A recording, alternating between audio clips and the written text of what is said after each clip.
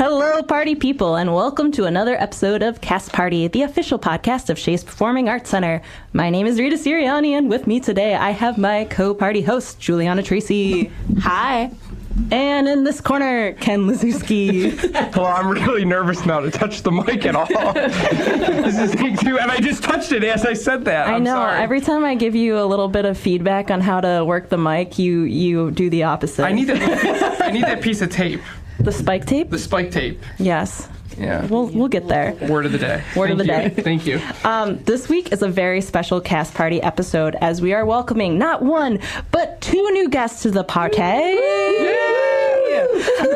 Today we have the co-founders of Ansari Saxon Productions, whose inaugural production of Dreamgirls the musical will take place this very fall, at Shea 710 from September 10th to the 28th. Get your tickets now, people. Welcome to the Cast Party, Naila Ansari and Karen Saxon. Ready to party. Yes. Thank you guys for being our party guests today. We're so excited to have you. We're so excited for Dreamgirls. It's going to be fabulous, which is my buzzword of the week. I keep using it. Yeah, Rita's using that quite a bit today. Because this week it will upstairs. be fabulous. Yeah, There's no other word to I'm use. embodying the Dreamgirls. I'll see myself out. I do this every episode. I walk out and walk back in, and I keep coming back. I mean, we can also talk about being a diva. Dina. Ken is Dina. Oh. One of the dreams. That's one of the dreams names? Yep. And you're like them. Ken. See, this is gonna be a party tonight. Yes, this is going to be an education Sip that session. water and act like it's something else. Naila and Karen, I would love for you guys to just tell us a little bit about yourselves and your presence in the Buffalo arts community, if that'd be cool. How much time you got? As much as you'd like, guys. Yeah. We'll try to make it quick. I'll start from Buffalo, New York. Grew up in Buffalo as an artist, and really the foundation of where I am today. Started at Ujima. We'll always shout out Lorna C. Hill. Yes, Hall of Famer. Hall of Famer. And I danced at Ms. Barbara School of Dance, Barb Denny's, and David D. Marie. As I was growing up, went to Point Park University, Conservatory of the Arts. Point Park is legit, guys. Yes, it is crazy. In a good way, but also like in a very serious conservatory way. In my head, well. you're like center stage. Yes. Oh yeah. Seriously, I always say that movie Whiplash is like. Oh, that too. Yeah. It is on par. Love my teachers. They were never that bad though. But yeah. Then I went on to dance for August Wilson Center Dance Ensemble, Little Washington. Dance theater. I also worked in casting at BET and a host of other different things that brings you into the world. Like starstruck. Yeah. So She's an icon, people. I used to also work at. I never said this was funny because I was talking to my colleagues this morning and they were like, "Girl, you was on Dance Moms when you might get." So yes, I used to work for Abby Lee when I was No way. And so I was on a few episodes of Dance Moms back in the day. That is a secret that I actually don't share very often, and I had to change my social media because at the time all these little kids were following me. I was like, Oh no, yeah.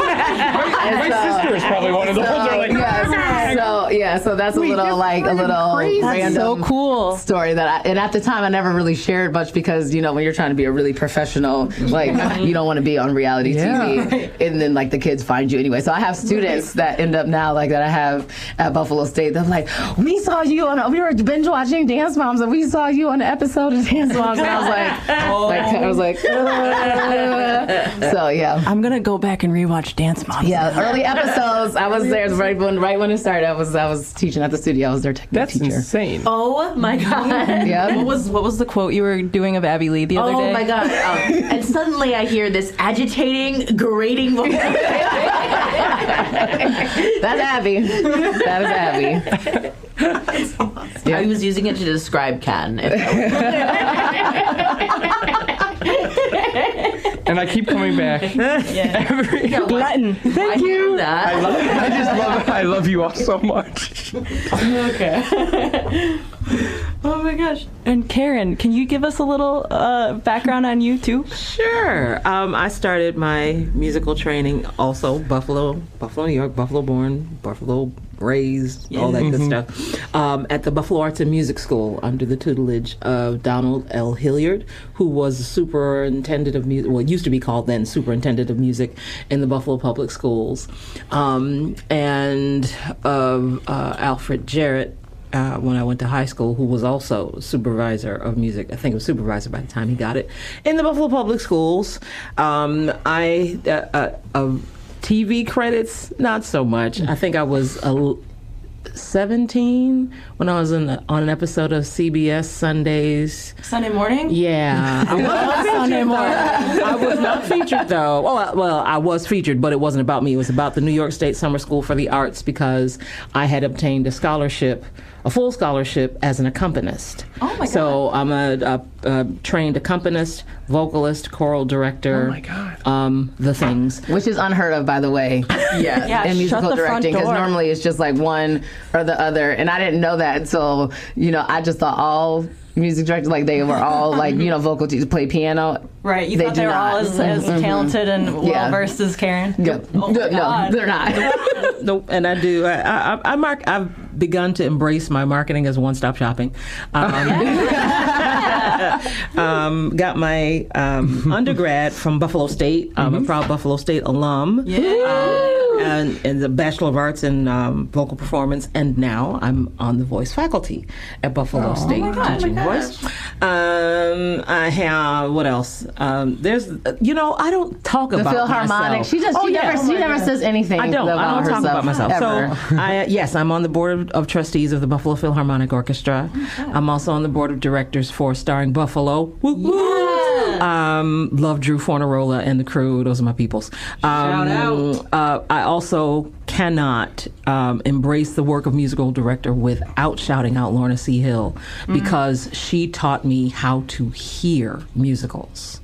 So any show that I cast from the voice out. Nice. There's and I leave what the looks like to other people. That's great. But when I hear Effie, this is what I hear. So that kind of thing. So I'm very grateful for her presence in my life, and to Ujima, of course. I'm also the owner and administrator of the Thomas T. Edwards Funeral Home in Buffalo, New York. Yeah, I do. I do that. I'm also the minister of music of the First Shiloh Baptist Church. I'm trying to think of who else. And you're the music teacher at City Honors. Oh yeah, I am the music teacher at City Honors. Casual. But again, it really is. If you could create a meme for me, it would be do what you love and you'll never work a day in your life. I love that. everything I do, so I don't think about I'm also the director, one of the directors of the Buffalo United Community Choir, and I affectionately call it the BPO Gospel Choir. Very excited about that. So I think that's all the things. Thank you. Wow. I got you. Yeah. Nakia always has to tell me to say stuff. So All right, we'll see you next episode. Shit. Oh my God, you guys, I mean, this kind of shows, for folks at home, Western New York has like such crazy talented people. Yes, great, yes. And you always know the sign of a good artist when they wear so many different hats. Yeah. And that is you guys. That's phenomenal.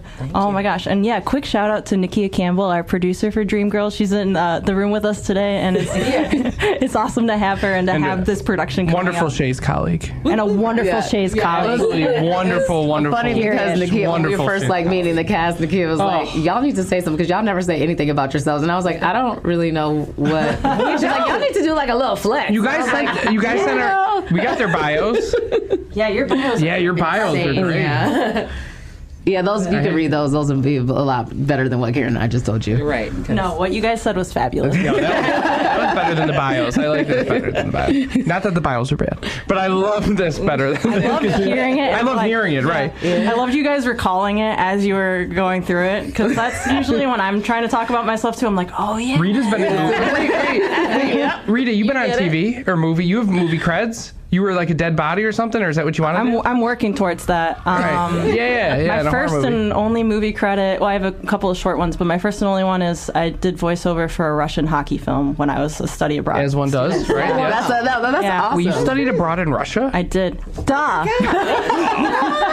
What? I'll tell you off air. Yeah. Oh yeah, so we need to know. We We need all the tea. We are going to happy hour after that. 5 o'clock. Join us and be like, we get the whole story. All right, so Dreamgirls is such an iconic show. Would you guys be able to share with us what drew you to tell this musical story right now? Ooh. I think the landscape of what's happening with women is a huge draw for this story. One of the things that Lorna used to always say, because she was also my colleague at Performing Arts, we both taught at Performing Arts together, and she used to say it to the kids all the time. You know, a lot of this stuff is just fluff, but I try to give it meaning. And even in the nonsensical, the fantastical, there's always some element of relatability that makes it live in the moment. One of the things that Shea's has done, for which we are extraordinarily grateful, is to open up their Curtain Up series to include Black theater. It's an intentional move to diversify, and it is an iconic show. It's a show, first of all, that's going to put butts in the seats, right? Because it can be meaningful, it can be all these things, but if no one's going to come see it, Sure. Get your tickets for Dreamgirls. hello. No, hurry up, Now. because we've already sold out tonight. Boom, boom. Boom, boom. So, yeah. There's a sold. Oh, So we'll start. We'll I start. should have known that. I was at the meeting the other day. Get your tickets, Ken. I know. I say it all the time. It's my mantra. Get your calendar, get your crew, get your tickets. But so that for what's happening with women in our society, there's a lot in it in that way. And then for the whole issue of appropriation of music, because one of the scenes, one of the songs, it's hilarious to me because I'm a classically trained singer. So that got me a cat. Love that. I love the humor of it, but the Black story behind it, no pun intended, is that forever, even to this present day, people will steal your music and treat it differently and give you no credit. And I've said it before in our cast announcement that it's playing out even in real time. There is a real-time legal dispute between Dr. Rosephine Powell and the Indiana Bible College because I'll say they produced a version of her "Let Everything That Hath Breath," changed a few things, but it is still her piece. And the copyrights and the timestamps. That's one of the wonderful things about social media. Yeah, it kind of says when you did it. So when you post it, that's when you did it, and that's when she did it. And they're both in the YouTube universe. So hers kind of came first by almost a decade or so. Wow. Yeah, so those kinds, it opens up for those kinds of conversations. Yeah. And with so many of our kids who are, doing their stuff and uploading it to streaming platforms, and they're doing the independent road, there's a lot in this for a number of demographics. So that is one. Not to mention, the score is just ridiculous. Yeah, the music's incredible. Oh man! So there's something in it for everybody. And I think too, speaking of time and place, when we talk about these systems, and it's not just people use this term of like white supremacy when you talk about appropriation, but there's also within our own communities we fall into that system as well. And a lot of this show is about that too, is how do we as our own Black folks, how do we not keep going into a system that's not feeding us. Correct. And what does that look like? And that includes women, that includes people of color, underrepresented groups, because it really could be anyone. I don't have money, I'm going to take advantage of you. Right. So the big guy can get it. Right. But then it also goes into can go into colorism. There's all these different dynamics that get fed into this storyline that Black folks really, I think that talks about the complexities of Black life and business, which is a little different because business is already hard on its own. Right. And then you add being Black to it. And then everybody's trying to get to the top. Right. I think that complexity is also, a foundation of Dreamgirls. On top of the fact that the music is amazing. I mean, it's not as uncommon as people think, but to, a director, choreographer to come, the dancing is like bar none at the time. Incredible. So to have that in a show right now it's like we're not in that golden age. I think we're trying to go back to that era again in Broadway, but it's very rare that you have people that are really dancing and singing and hitting the step like that. Because for so long, like even college programs are like, oh, you can sing, you don't need to really know how to dance. Well, I'm just training leads, right? And like the notion is like they don't have to dance. Why leads don't either? Dance typically? I mean, not in this era, not as much. It's like kind of come in, belt, sing your thing, and go. And that's just because people, it's a quick.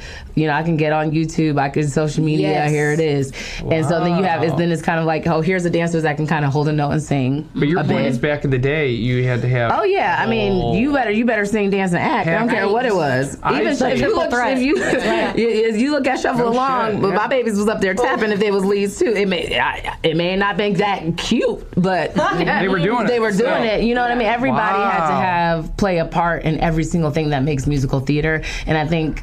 We've been in the last few decades in a way of like, I'm gonna sing my face off. I'm gonna be like Cynthia Erivo. I don't need to learn how to hit the step because I'm not gonna be dancing because that's like back there. Right. Mm-hmm. But now it's like you can't do that. And in that we don't realize how much of our history we dismiss when we let those skill sets die. Yep. Wow. Yep. Because I can think of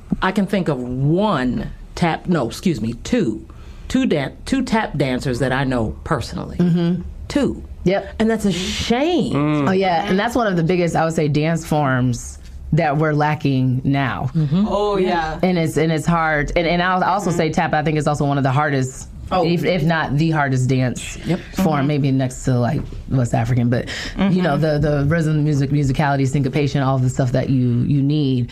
In Dreamgirls, although it's not tap, you still need that rhythm and syncopation because the band and the music, it's that call and response. Like you can't do one without the other, and so much of it is like, okay, come on, here's this big song, I'm gonna sing, I'm gonna get it out, and then everybody's gonna come and clap. Like everybody's waiting for that one moment now in a show, as opposed to the whole experience of a show. And Dreamgirls is the experience of the show, and it's also part of that era too. Not to segue too much, but Karen, you brought up the band at our meeting. This band is kicking ass, right? Yeah. Oh my God. The band alone. This is how I knew I paid attention at the meeting. Besides the cocktail discussion at the end. Is that Karen said, attention to that part. is that there's people in this band that would come to the show because there's names in this band that how the hell these people get together. Is that right? That's it. I pay attention. That's it. When I knew we had Joey, I was like, I'm not making this shit up. They do shows on their own. Right. That people are going to see them on their own to do a show. So the fact that we can get them for the amount of time that we have like that, and our set design with Ron, shout out to Ron Schwartz. Our set design is amazing, and the band will be on stage. Is kind of like that big band feel. Like really, like our goal for the show was to really keep the essence of the time period. That's right. So it's not like a contemporary version of a Dreamgirls. We are like the essence of what it is to really have that music and that dance and that acting is really going to be what you see on the stage. But to have that, I mean, it's like you're going back to like the Savoy nightclub, and you get, you're getting like those like Duke Ellington and the dance, you know what I mean, and the performers. All of the above. So we're so excited to have such a big band. Yeah, that stuck out to me is when you said that at the meeting the other day, the producer, and I was like, this is going to be crazy. Yeah. That's how you know, like, a production is being done with love. When, every component gets you dancing in your seat. Like, seeing your smiles as you talk about these folks, like, I can tell that they're just making you excited to come to work, as you brought up. For sure. For sure. Man. I mean, speaking of this, okay, so you guys are co-collaborators on this production. What do you find is typically your approach or technique when you are working on a show together? Oh. Well, we have I'm going to say the anomaly of really thinking kind of the same. We do. We think along the same lines. Without even discussing, if you get the answer from one of us, it's more than likely the answer from the other. And it's just, it's I'm always... I'm going to test this theory. It has always been that way since we've been working together. Yep. 9 times out of 10, we see things the same way. And when we don't, we respect each other's expertise enough that I can have thoughts about dance all day. You don't want to see a dance that I put in. I'll tell you, I'm like, and it's so funny because we had an experience one time where I didn't like what I heard, and And like I've taken voice and stuff like that, so I know enough, but I don't know what she knows. But you don't know what you heard if that was like, maybe that was some little technique I didn't really know. And so I looked at her, I said, that's that's not. She was like, no, it's not. It's really working. Okay. No. And so we have that, but I like to say we asset build. So we work on what we are good at. Like I know what my strengths are. She knows what her strengths are. Yep. And then we come together and say, okay, this is not working. This is working. Or like, sis, you got an idea? Because this is killing me right now. And even on a tap out series, like I can tell sometimes if we are with actors and like we're just getting exhausted because we're trying to get something they're not getting there. You know what I mean? Like, okay, let's just kind of like flip and you do this, or we recognize with something like, okay, I need you to go work. Can we figure this out in the schedule? I need you to go work with this person a little bit more, or vice versa, or I need some more time, which is not easy to find because when you get into those rooms, especially with this idea of director, people can take that as like a dictator or being the only authoritarian in the room, and musicals absolutely 1000% cannot function that way. No. Like I would never tell a musical director what to do, just like they wouldn't tell a choreographer. And even if it's a director, the notion in musicals is really the director's kind of giving the plot for everybody. This is the vision. Yeah, that's right. But everybody has to come with their A game to bring it. So even with like when we have production meetings, if it's Ron, if it's Diane, if it's Nick, whoever's in the room, I trust them. Like once we say this is what it is, and that's what like Ron came in, we were like, this is kind of our idea. We want to kind of keep it. And the funny thing is, Ron and Diane almost came in with the exact same. Not even because we were clear about what we wanted. We wanted to be of this period, and this is kind of what we wanted to bring to the table. So for us, when you allow people to do their expertise, it always comes out better. And I think too, what the key to making that work is, we don't hire people whose work we haven't verified and whose work we trust. Trust me.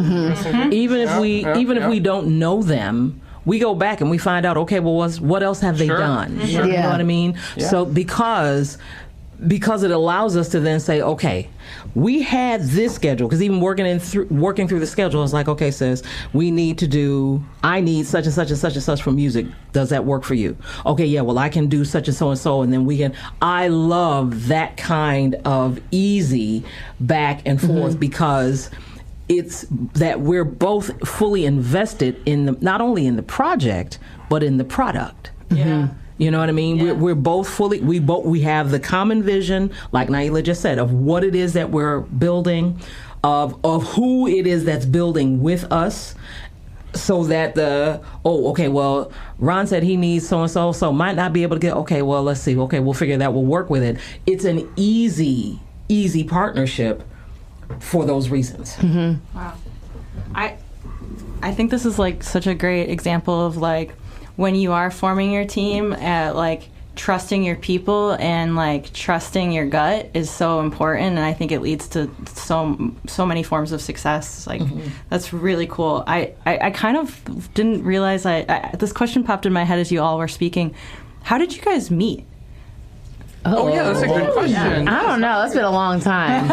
Well, our families are connected, so yeah. And I think when I came back to Buffalo, Lorna got me right away for Passing Strange. Yes, and that's how we started. That's how we started working together, was with Passing Strange. So Lorna had called. She was like, "Listen, I know it might be a stretch, but would you want to come?" And at the time, it was funny because I came back, but everyone just assumed I was working with all these people here. But when you come back from Buffalo and you're gone for a long time, I've been there. Buffalo's out of sight, out of mind, and it's like you have to start all over again. Even it doesn't matter what's on your resume. And so Lorna had given me a chance for my first show back in Buffalo after being away in New York and LA or whatever, and that's how we connected and we clicked like this. And it was me, Karen, and Lauren and Lorna, and we put that show together. And I was initially cast. She cast me as the mother in that show. Aww. But I was in a car accident and unable to finish the project.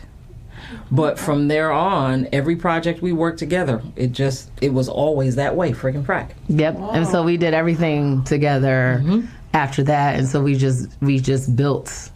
But our first time directing together was Once on This Island. Yeah. Shout out to Once on This Island. Which was like, which was... I know. Let me correct myself. We didn't direct together. I pushed her into directing that project. Because after all the different shifts and all the whatever things that happened, we were in the Zoom meeting, and the question came, well, Naila, do you think you can direct it? I said, yes. Yeah, she answered before. She answered before I could, and I was like, The Zoom feed cut out for 5 seconds. well, you all Karen's know like, when you prepare absolutely. for a show and you're preparing in one light, it's a whole different ball game when you decide that you're going to direct, because now you have to take everybody into consideration. It's not just kind of like your lane you have to focus on. So Karen was like, yep. And when I say we put that show up, and people don't believe us, but we put that show up in 8 days. I'm literally not exaggerating. 8 days? Yes, 8 days. We put the show up in 8 days. That's how much we had. We had all these changes initially. Like the whole creative team had changed. It was just a lot happening. And started running it 3 weeks before it went up. Went up, yeah. In sec. I had a friend in that cast, my friend Nick. Yeah, I just remember him telling me all about like the amazing work you guys did on that show. Like I'm just like in awe. Yeah, it's so funny because like, so I think I was just telling the kid before we came here that, so, you know, sometimes people think, I don't know if they think we're mean, but we just don't play. No. And Wait, well, people think you're mean? well, yeah, well, because and What? You guys are not, and I wouldn't say not in like a crazy way, but like we just don't, like when we come into rehearsal, that's what it is. Yeah. Well, that's nothing wrong with that. And we don't do divas, which is like why, like the hear that, Ken? like Dina. First of all, I'm the first. Dina. Wait, hold on. What? There was, Friend is Adina. there was something. What were we talking about? Where when the talent comes, they can put it in their thing, what they want in their dressing room. A writer. Right. Writer, yeah. What would you put in yours? Oh, if you nothing ever made it. crazy. Oh, see, I that don't defeats the purpose of that Listen, question. because let me tell you, because I've had to deal, and I say that on the production, I've had to deal with people with writers, and I don't. To me, give me a place that's clean. I can be in and out, and that's it. I don't need Skittles that's pink. Separate from Skittles. That's, green M&Ms. You know what I mean? Like that. I just want if I would want like a water feature. Yeah, it's like there's a certain small things, thing to de-stress yeah, like me. tea or so. You know what I mean? Those are common things. But when people start to get I want out of an control, outrageous one though. and that, well, I would Somebody say that's like fucking outrageous. with Karen, Karen has an outrageous one? No. We're on the same page. Like we don't ask for much. We can get things done in terms of like making it minimal. But what we do ask for is excellence. So it's not requiring us yelling or anything like that. It's like this is what we need to do to get done. We're gonna get it done, and then we can play after. Right. But you know what I mean. But we're not gonna go into the space and be like, you know, because we're not divas like that. So our expectations that the actors aren't going to be that either. But we also, with that being said, we also allow them to have input. You know what I mean? We're not people in the room that are like, no, you can't tell us. Correct. What you know, if an actor's like, I don't really feel okay. Well, let's try something else. Right. Like, you know what I mean? Like, well, do you think this is working for you? Or it's not working for you? Right. Okay, let's just try to put it in. But Karen, I will say we're very deliberate and intentional about how we run our rehearsals. Absolutely. And this is what we want to get done today. We're going to try to get it done because we also don't like to waste people's time. That's it. So for us, even us, we're like, all right, how can we get a reading in a little bit early so when we start one day one with music, because it's a lot of music, I need to give Karen 3 days so she can get through the music because we want the cast to also feel comfortable. And so people don't really know how to kind of function with that because everyone runs a rehearsal studio very different. And they know if it's coming on stage, because I will change anything. If it looks crazy and you look crazy, it will be changed. Period. That's it. But with that being said, we have to get stuff done because for us, we also want to be respectful of our designers and our technicians because we also don't want to be doing a ton of work when we're getting in the theater because that takes away from their time. It creates people going over budget because they're overtime and all that other stuff, which certain things happen by nature because it's just live theater. But yeah, that's kind of our placeholder is that we don't play on the key always last because her daughters are always like, they don't play. And if it consistently doesn't work, we will thank you for your time and find someone who can make it work. Right. Yeah. Because it's not about like, I know this person, I know that person. Don't do that. You have to come to the table and everybody has to be to be there. I'm hearing you're setting a standard and you're setting a bar. And I think that Buffalo can always benefit from folks hitting new standards, hitting new bars. Yeah. And then, I mean, you know, when you are prepared, when you do set that bar, then there is more room to play. Absolutely. Right. Yeah. And that's our goal at Ansari Saxon Productions because we found, you know, that is a void here. And, you know, there's a favoritism and that favoritism doesn't happen in every world, but Buffalo specifically because it's already small and it's kind of that, like everybody's best friend's neighbor and all that kind of stuff. It's like, okay, but if you're trying to get to the next level, like Karen and I have been there, this is not going to roll like that. Like, you have to be able to bring your best. Like, I don't care that you did a show, right, and everybody loves you because you're always cast in someone's show, right? Sure, and I see you 15 million times, right? Like, what's your skill set? What's your skill set, and what are you going to bring to this, right? And we know that everybody's talent. Like, for us, it's like we rather work with people that have a talent, even if it's raw, and build them because they have a passion and they're good with people and they love to be in the room and they want to help one another and they will do the work over somebody that came in and was like, oh, they were just in this show, they're so great, and we're just gonna like, no, that's not gonna work, because we can. That's one thing about us being teachers is that if we need to do that, we can also build them up to get where they need to be. And we leave some room for that too. We do. We leave some room for that too, because we understand that part of our responsibility as educators and community builders is to find and bring up that next generation. Harness it. And absolutely harness it and prune it and fertilize it and water it and present all of the things. So I love that. I would say this makes me so excited. I'm just so fired up just hearing it. And I have to say, this is for Dreamgirls, is that this cast ultimately, like, you'll see some kind of people that be like, oh, okay, I know George, I've seen John. Like, you see a couple of them, but I will say this cast is going to be very new for Buffalo. absolutely. I'm so excited. My friend Deja. So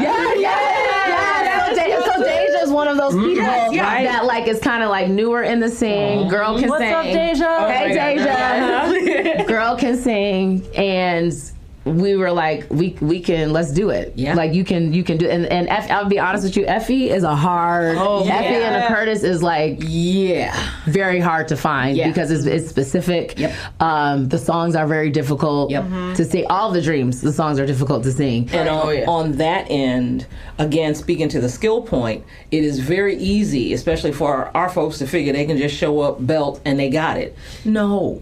I actually need you to understand where the big songs are and why they're big. And how to build it from start to finish. So no, that's not just I'm gonna holler a little bit here and I'm gonna no. Right. And no, I'm not gonna not give you movement because your song is too hard. Right. I'm sure you guys are clocking this as well, and this is something we had to think about in casting a lot. It's not only can you belt it in a healthy way 8 times Thank a you. week. Thank you for saying that. Got you. And that's as a vocal teacher, that is huge to me. The like you said, not only belting but safe belting. But there are so many where to belt and when and how often, because there's so many other improvisational tools that can get you around it without stripping from the integrity of the moment. That reminds me of, like, there's been a conversation online a lot, like in the actor space, of like, you don't need to ref every single note. Oh yeah, that can stop. Yeah, I'm a big I'm gonna sing what's on the page, and if it's emotionally motivated to do it, maybe. Right. But, like, there's but you don't need it every phrase. Wait, Julia, what does that mean? Riff? So a riff is like, let's say the note, it's like written as like you're singing this note right here or whatever. Instead they're going, you're singing this note right, like it's like all over the place. Like that was a bad example. Is that like a popular thing? It's like, but you know, like Ariana, like I don't want to say Ariana Grande, but like, remember when Keke Palmer was like, I thought I was gonna lose because it's so like, this is better in Wicked, like the alphabet goes Is that why it's so freaking popular? People have been like some actors who don't like have the like who think they have to add more. Well, like, instead of going or whatever, they'll do like like crazy. What the hell's going on? And that's our point. Is like, what is going on? What? Yes. Like, why are you? And also, don't get. Karen always says this. Like, and I'll just use Deja as an example. Deja's not Jennifer Holliday. Right. And we don't want her to be Jennifer Holliday. Right. Because I could do without the acting. Love Jennifer Holliday. And if Jennifer Holliday was who we wanted, we'd go higher. Jennifer Holliday. Right. She's coming in November. I don't know if anyone saw that. Seneca or Jennifer Holliday. Oh yeah, okay. Is she in the movie or the show or the play or the? She's the original Effie in Dreamgirls. But because she won a Tony and she's has such a big voice, like she's one of those people, like David Foster was like when he came in to record, she's like, I only sing this once, and that's true. She will sing, and I'm gonna tell you, only once. That's a diva. But that's how she sings it. That's not necessarily how it's written. Is she riffing? No, she knows. I mean, she. Now I'm gonna She gives it to whatever higher power she. I mean, she lets it go. She's a star, but like. But where we are this time, and our dreams are actually like age-wise appropriate. Because most people, when they sit in the show, the dreams are not 50 years old. Right. I remember when I'm not being ashamed, but these guys are too The dreams should be collective social But security. a lot of people do that because to your point about vocal stacking, it's a very difficult show, and so there's a lot of people that are just more that are older, more mature in their vocal that they tend to cast people that are high. But we are actually casting according to the real age in the script. I love to So hear we have young, like they're young, like we in like 20s, and they're in the super script. talented. Yes. Yeah, and this will be a difficult show, I think, for them in that way because it's always been seen as a mature show. Like when you're talking about like Sheryl Lee Ralph, Jennifer Holliday. I wonder why. It's like they weren't babies doing that show. But why? Why are we Broadway casting them that and not? Well, it's money, Right. And a lot of times, I'm sorry, go ahead. Oh no, I'm sorry. Go. A lot of times, and I've noticed it in like especially the film productions of musicals of late, they're going for big names that put butts in the seats. And for me, I'm a purist at this point. What is the story? What does the story need? Okay. So so the biggest challenge to our cast is stop watching the movie. Period. Don't listen to the soundtrack. Once we're in the rehearsal, because what happens is you take in what they've done, and what they did was great. That's also them. Right. That's not the story we're telling. I charge the band the same way. Yeah, we need to make sure that we're in, that we're in the same bar, in the same key. But no, what's our flavor? What are we putting on it? You know what I mean? So a lot of times, that's where all that stylizing and riffing. One of my favorite examples of that was casting Jennifer Hudson as Celie. Yeah. Shug. Yeah. What? I mean, she's an amazing singer. Right. There's nothing Jennifer Hudson can't sing. So let's just do that, right? I don't know if I'd have made the same choice acting-wise. Wow. And it has nothing to do with her qualifications. Sure. Duh. Yeah. She can do it, but you understand what I'm saying? Yeah. So a lot of times those decisions, I'm just going to put it out there and hope Shea's will let me continue to work with them. It's what happens when you put business people in charge of budgets with no arts experience. Sure. Yeah. Mic drop. Yeah, and that's what Broadway really has become. I mean, like, you can't even stay on more than 2 weeks before they're like, nope, going on tour, I need to recoup my money because we're losing money now. Or what star can I get in to get in for a few weeks so we can start to bring some money, right? And to be clear, that in and of itself is not the problem. Get the right person to do it. Yeah. Right. Use the money. In the way that it should be used. Yeah. You know what I mean? Like, You've got folks at every level of experience who can bring the house down and do it in the way that's best for the project. It can be done, but you gotta have the right people in the right places making those decisions. Yes. Absolutely. I mean, kind of to tangent off this, like, could you guys talk a little bit about your cast and the audition process? Because we're really excited to welcome them in and let folks hear what we got a snippet of at the gala. Oh, yeah. And that was only like a few minutes, like maybe not even like an hour. It was money. To get, and they were like, I remember Brian Higgins looked at me, he was like, that's it? And I was like, well, we have a whole show, so we can't. you know, we can't have them And out you guys singing turned that everything. around quick. I remember. Yeah, because we all looked at each other after the cast announcement. And we're like, "Oh shit, they can sing at the gala." Yeah, what's crazy is like the rehearsal process is difficult. The audition process is also difficult. Yeah. And the audition process is difficult because for us, they come in and they sing, you know, they act, you know, and you know we dance as well. But you really don't know people until they get into the rehearsal process and they start to work with people. Right. And you know, it could sound great, and then you realize like, ooh, you can't really harmonize like that. Like you're okay when I give it to you, but like, can we do 20 songs? Right. Like, do we have all this time? Right. And that's always kind of the crapshoot that you have. So I will say a lot of our actors are really trained in certain ways. And for us, this may be one of the few shows I've seen in Buffalo that has dancers. Like dancers that harmonize. I love it. And it's funny because there's a couple of dancers that were in the show that like they were like they never in a day in their life thought that they would sing. But for us, it was like, oh, you can hold your part. Right. No problem. Guess what? Right. Because one thing that I will always say, and this is me like with my background in dance, I'm really tired of seeing shows where we are just step touching and we don't want to give dancers a shot because we rather have the voice. And my thing is like, let's work with people that, they can have a voice because we need their parts, but let's not make that the only focus because I also visually want to see something too that I don't feel like an audience, I feel like I can do. Right. You know, and I think we have to bring dance back, which is what Dreamgirls is, you know, like you've originally a dancer director that's coming together to choreograph and put this show together.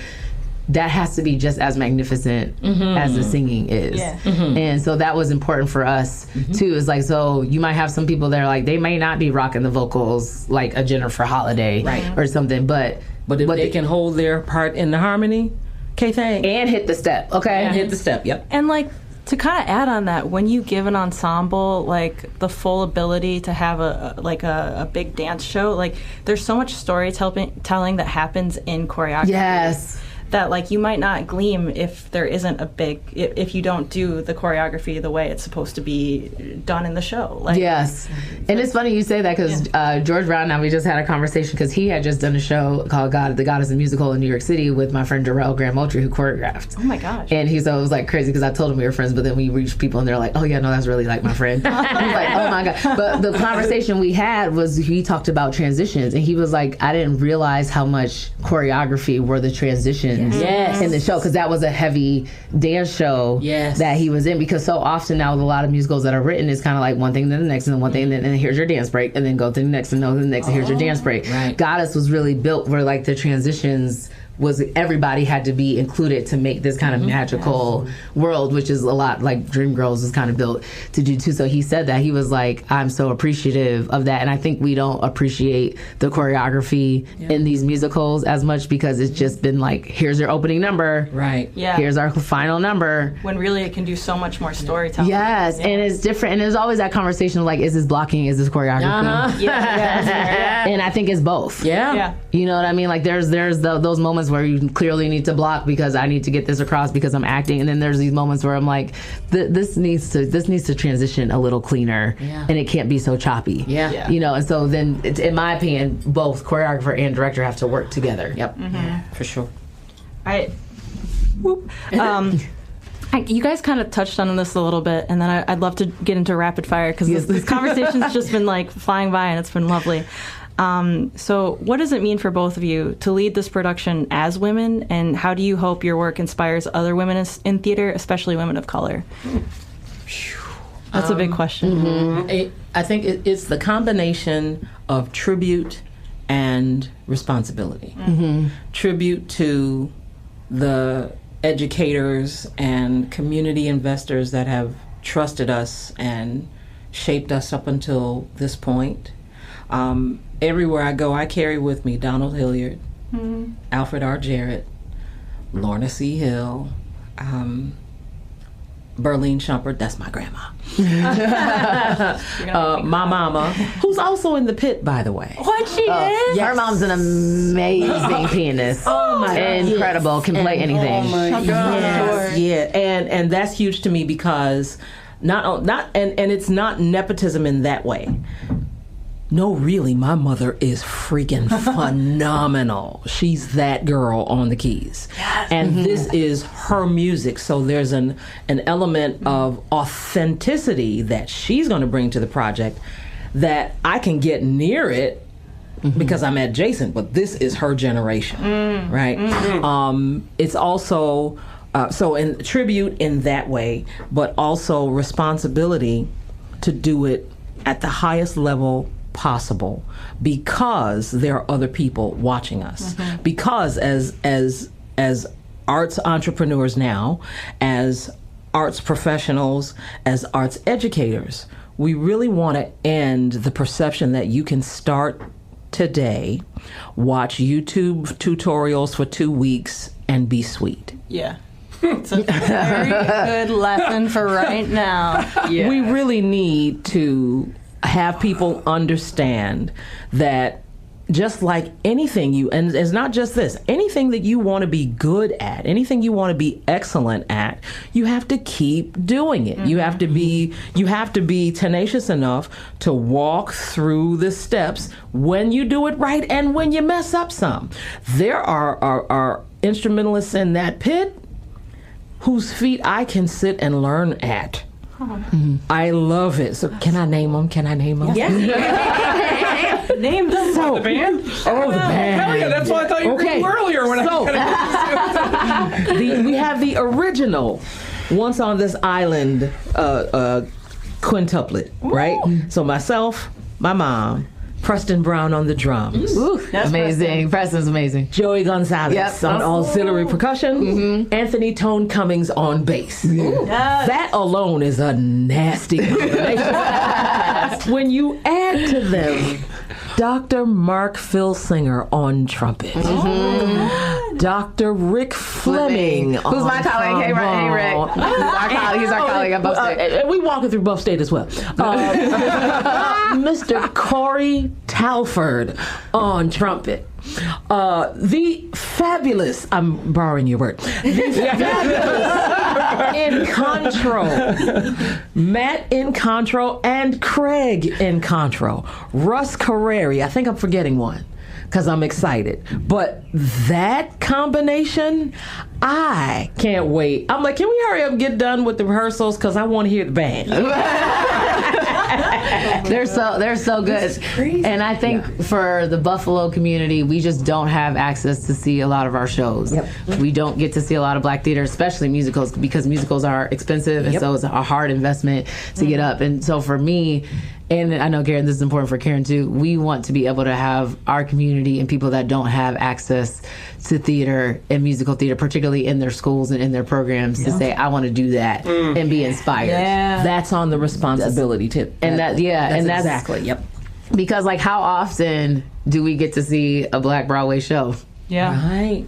It seems few and far between. It's few and far between, And you know, it's difficult because there's this stigma behind it. It's like, oh, we just gonna have Black folks come up and sing. That like that's like those people want to see it because it's like, oh, we want to see some Black people singing, and it's like that we are storytellers, right? Like as our foundation. And what does that look like to be a consummate actor and musician and performer and artist and have an incredible team? And we can do this in Buffalo, and we need to keep doing it. And so that's kind of our goal here, is to get the community to come out, to get different sponsors, corporate folks to invest in the arts, because that's my other hat of like in terms of like, you know, foundations, nonprofits raising money. How can we keep building the arts and cultures culturals here in Buffalo, New York, and get people to invest in it the same way they invest in tech, the same way they invest in healthcare. Because to me, this is a healing just like that is. And I always say for 2 hours, we let people forget about their problems and take their stress away. And that, you know, I might not be a physician, but if I can get you to forget about the stress that's going on in your life and to make you think differently or to see things differently, and you can even go further, like environmental or climate, whatever the story is, to make you change your perspective to run your life different, that is impactful. And from a non-theater person, because I knew very little about theater before I started working here a year ago. What show did we see? We saw Ain't Too Proud. like I forgot about everything. Yep. That's what we're talking For about. different, and I was You will come blown- out almost forgive the person you can't stand. And she was Holy probably shit! texting before. I was like, We were blown away. I was tapping and dancing. I was like watching the movie. I was just, and I knew nothing. I was, to your point about healing and just forgetting about this is coming. This is a non-biased. What do you call it? Opinion here. Recommended. Yeah, this is true. It's so true. And people forget that. So thank you for saying that. That's so true. I'm leaving this conversation thinking about tribute and responsibility, like such a wonderful lens for theater. Yeah. Oh no, I was turning it towards you. Juliana and I are sharing a mic today. She's the best. All right, I'm going to do a quick rapid fire round, and then I guess I should let you guys go enjoy the rest of your days. We're going out. Oh, yeah. I mean, Party. We're going out after this. I texted Brian. Thanks, Brian. Shout out to B. All right, quick fire round. Favorite Dreamgirls number to stage? Ooh. That's a hard one. Oh man! You know what? No, for me, it's the opening number. Nice. Yeah, I would say that too. What's the one that you guys sang at the gala? Dreamgirls. Is that not the opening? No, that's like the most. That's like one of the most common. Okay, sorry, that was a new ones, but That was after. I'm not even sure it was in Act 2, but it's. Well, I'll find out when I go see it. Yeah. So it's fine. The opening, because it's rapid fire, because it's constantly moving. Yeah. It is, and as an expert, I want to see how easy we make it look. Yeah. yeah, because it is very different. Because what people don't know, the beginning part of Dreamgirls, you're kind of like, am I in it? Is it are we backstage? Are we going to say like what is happening And the answer here? is Because yes. because there's things happening backstage, and but simultaneously there's a showcase, a talent show happening at the same time. So it's one of those. So artistically, it's actually a very difficult scene to stage, and musically, it's all over the place. Yep. Yeah. Oh my gosh, I can't wait to see it. Who are you feeling most like today? Effie, Dina, or Laurel? Ooh. Ooh. Oh, that's a hard one. We know Ken's feeling like Dina. Kena's Dina. Diva? Kena's Dina today. Dina a diva? Dina's a diva, as are you. I'm a little Laurel today. I'm a little like laid back. Like I'm kind of just like I'm Chilling here. just here? Yeah. Like I'm here. That's not bad though. Yeah. That's good vibes. I mean, we have good vibes in here then. Yeah, it's a party. Yeah, Laurel gets her courage later, but she. I think I'm always feeling somewhat like Effie. I'll say a polished Effie because I will give you my professional, productive front, but somewhere beneath the layers, the little girl that was born and raised in the projects is just looking for a reason. Yeah, that's true.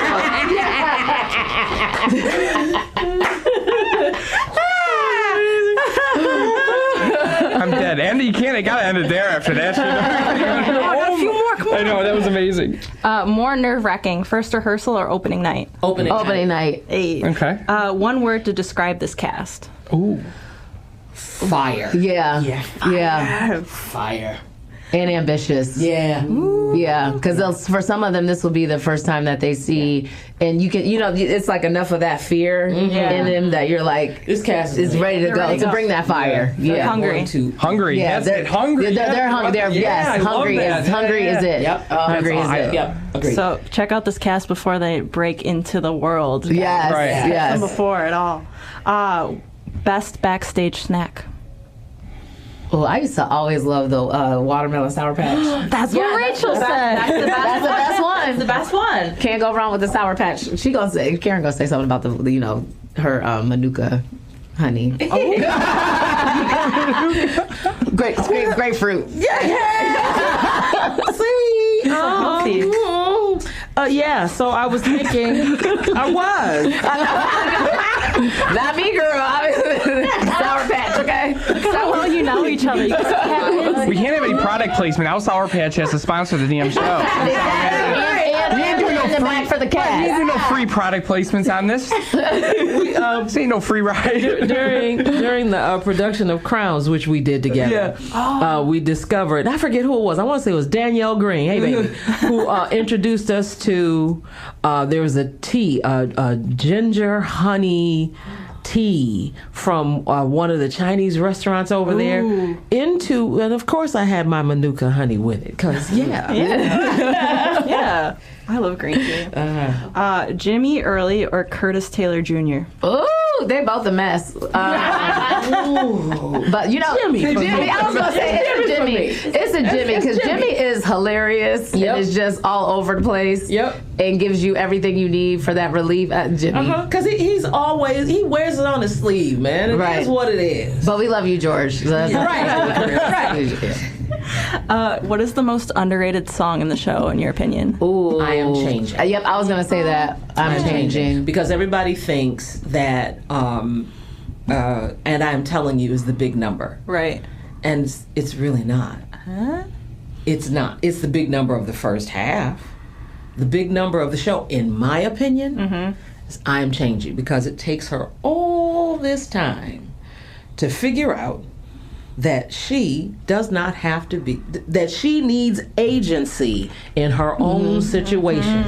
And if she embraces it, she can actually step in and change her trajectory. And acting wise, I think that's a more difficult song to do because of a heartbreak. Right. You know what I mean? Like, you know what I mean? You can get in your pit with anger. Right. It's a little difficult to get that feeling of courage to be better. So it's like really take that step out and do it. Right. I think that's also a hard emotion for people, for humans in general, to tap into. Yeah.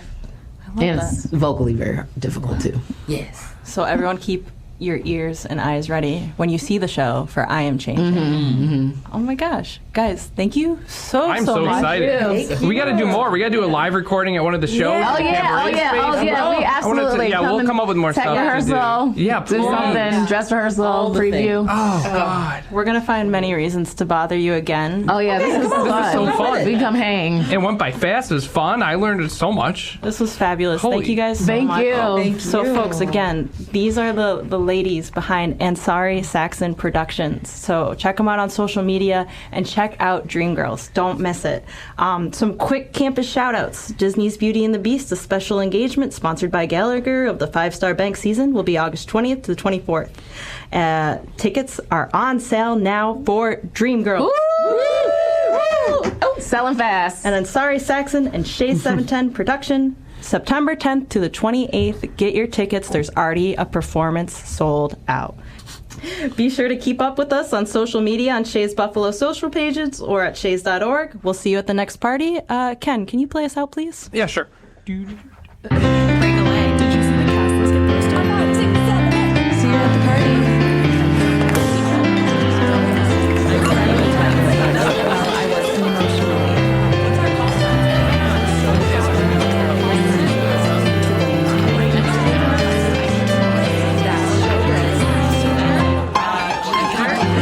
Bravo. It sounded so good.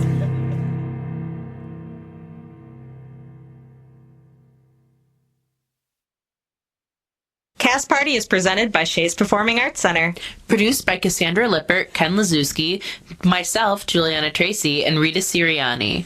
Theme song by John Michael Ogletree. Audio mixing by Dave Lenhart. Logo and graphics designed by Acacia Crozier. Marketing and social media by Bridget Neeson. Please rate, review, and subscribe to Shea's Performing Arts Center Presents Cast Party, wherever exceptional podcasts are downloaded. Or visit us at shays.org. Bye-bye.